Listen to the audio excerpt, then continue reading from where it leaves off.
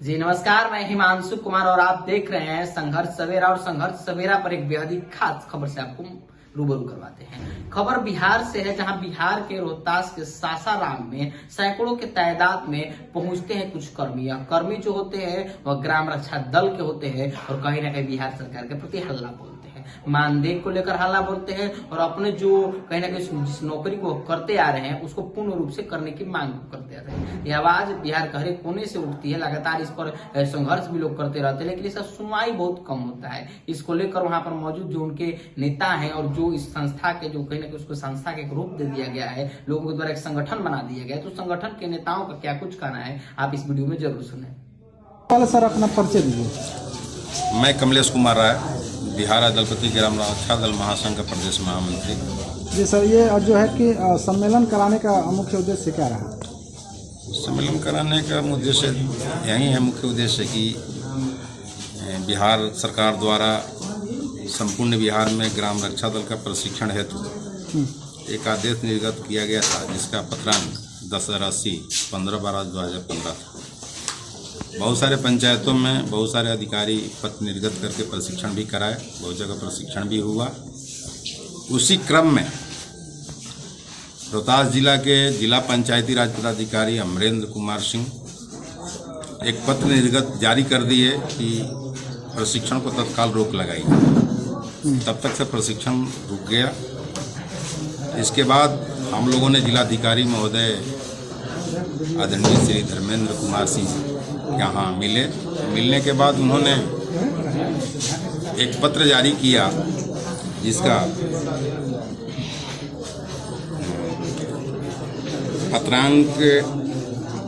पत्रांक है 714 19/3/2021, जो हमारे पास उपलब्ध है। 21 में 19/3/2021 को पत्र निर्गत किया गया और मार्गदर्शन मांग किया गया संयुक्त सचिव पंचायती राज विभाग बिहार पटना द्वारा। लेकिन उस पत्र के आलोक में अभी तक पंचायती राज विभाग के द्वारा मार्गदर्शन नहीं दिया जाना बहुत ही खेदजनक है। ये दर्शाता है कि सरकार के वर्तमान सरकार में अफसरशाही किस चरम सीमा पर है। यह स्पष्ट झलकता है कि एक पत्र में मार्गदर्शन देने में 2 साल से अधिक समय लगा।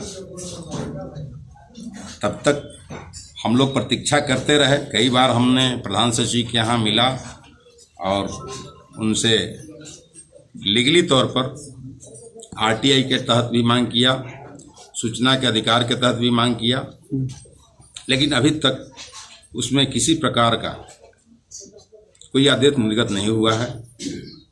फिलहाल में अभी विभाग से हम संपर्क किए तो उन्होंने कहा कि 24 फरवरी तक आपको पत्र जारी कर दिया जाएगा। हम 24 फरवरी तक इंतजार कर रहे हैं कि अगर सरकार 24 फरवरी तक पत्र निर्गत नहीं करती है तो आगामी मार्च में एक बिहार स्तर पर प्रदेश कार्य समिति की बैठक होगी और प्रदेश कार्य समिति की बैठक में निर्णय होगा कि सरकार के साथ हमें कैसे पेश आना है और सरकार से किस तरीके से सरकार हमारी इस बात को समझ पाएगी। संवैधानिक तरीके से मैं जन आंदोलन करने के लिए मजबूर हूँगा और इसकी सारी जवाबदेही बिहार सरकार की होगी। क्या लगता है सर, आप जो है कि आंदोलन करेंगे उस पर जो है कि सरकार सुनेगी? हमारा संवैधानिक अधिकार है। हमें संवैधानिक तौर तरीके से हमेशा लड़ते आए हैं, सरकार से मांग करते आए हैं।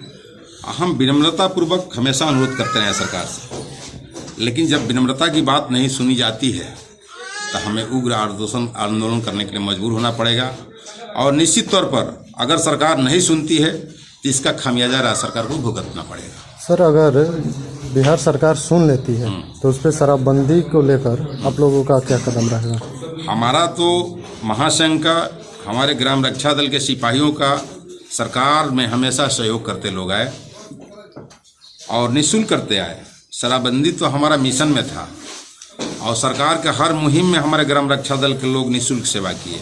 स्वच्छता अभियान हो, शराबबंदी हो, बाल विवाह हो, या तमाम कुरीतियाँ जो पंचायत में है, छोटी छोटी चोरी डकैती आदि में सहयोग करना। कोविड-19 में भी हमारे लोगों ने निःशुल्क सेवाएं दी, लेकिन सरकार के तरफ से अभी तक 1 रुपये प्राथमिक दिया जाना बहुत बड़ा खेदजनक है, बहुत दुखदायी है। अगला कदम क्या रहेगा सर? अगला कदम यही है कि अगर सरकार हमको हमारी बातों को अगर विनम्रतापूर्वक नहीं सुनती है तो करो या मरो नारा के साथ मैं पटना में अनिश्चित काल के लिए बैठ जाऊंगा। जब तक सरकार हमारी मांग पूरी नहीं करती है तब तक वहां पटना से वापस नहीं लौटेंगे। सर, आप एक जेपी आंदोलन का जिक्र किए थे। नीतीश सरकार या लालू यादव सरकार जेपी आंदोलन से ही निकले हैं। आज जिस सरकार के विपक्ष में जेपी आंदोलन किए थे, आज उन्हीं के गोद में बैठे हैं। इसको किस प्रकार से देखते हैं आप? जयप्रकाश जी की नीयत में और इनकी नीयत में, आंदोलन में थे लोग, लेकिन उनकी नीयत और इनके नीयत में धरती आसमान का फर्क है। उनके उपज हो सकते हैं, लेकिन उनके जैसे रूल्स और रेगुलेशन पर चलने वाले सरकार नहीं है। ये तो उदाहरण है सामने आपका कि सरकार के अधीन जिला पदाधिकारी या प्रधान सचिव या संयुक्त सचिव आते हैं।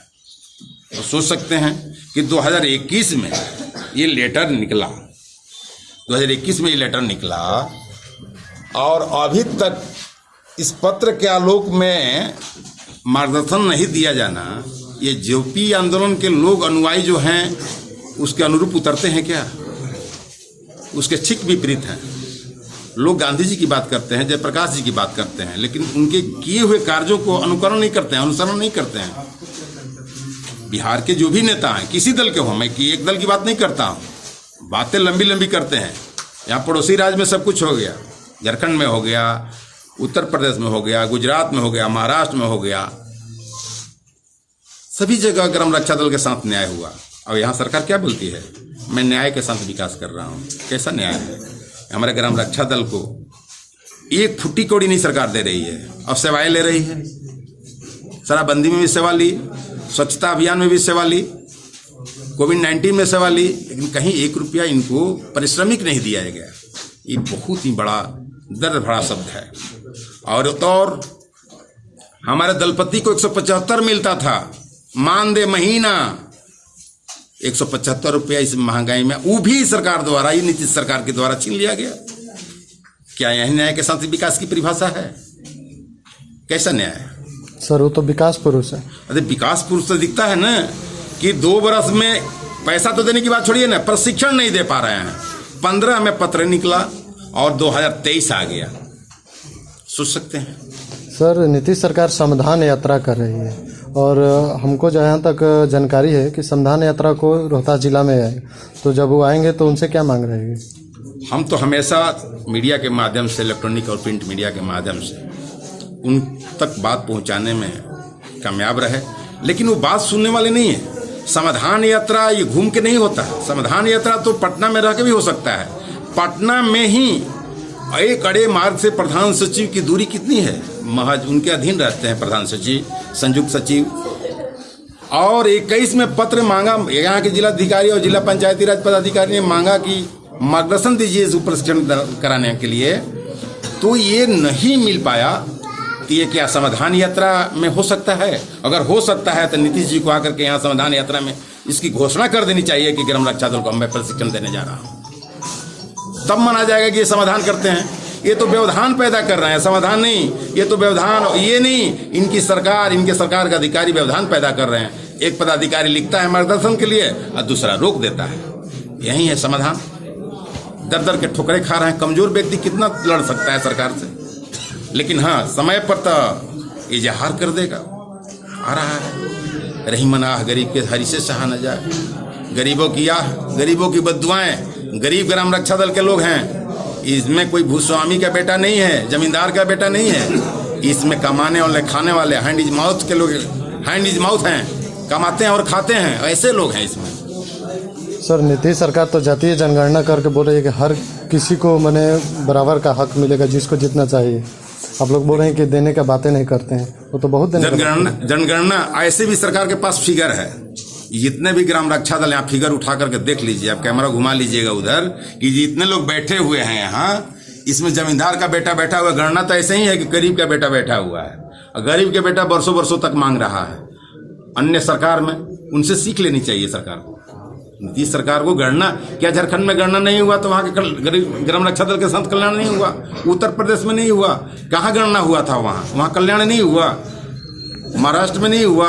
गुजरात में नहीं हुआ? राजस्थान में नहीं हुआ? अशोक गहलोत जी की सरकार ने 4000 दे दिया वहां ग्राम रक्षा दल। इनको सीखना चाहिए, इस सीखें अभी।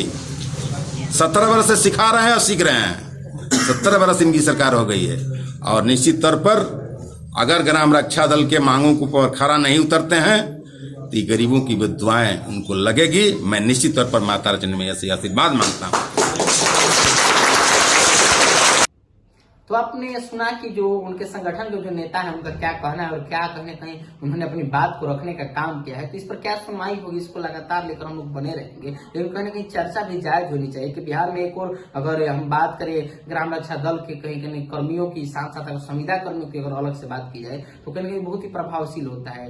71 से अधिक विभाग में बिहार के संविदा कर्मी खटते हैं, लेकिन आज तक उनका कोई निदान नहीं होता है, ना ही उन्हें नियमित रूप से किया जाता है, ना ही उनके कहीं ना कहीं पैसे को बढ़ाया जाता है, उनके मानदेय को बढ़ाया जाता है, जिसको लेकर लगातार वो भी संघर्ष करते रहते हैं। तो यह संघर्ष जारी है, वो शिक्षा विभाग के लोग हों या कृषि विभाग के लोग हों या ग्राम रक्षा दल के लोग हों। तो वो कहीं ना कहीं सरकार चुनाव से पहले सब चीजों को लेकर क्या कर रही है। वैसे तो लगातार माननीय मुख्यमंत्री जी भी जन समस्या को सुनकर समाधान यात्रा में निकली है। तो क्या इन सब चीजों का समाधान होगा कि नहीं होगा, इस सब जो राय है कॉमेंट बॉक्स में जरूर दीजिएगा। बाकी तब तक ले दीजिए हमारी पूरी टीम की इजाजत। धन्यवाद।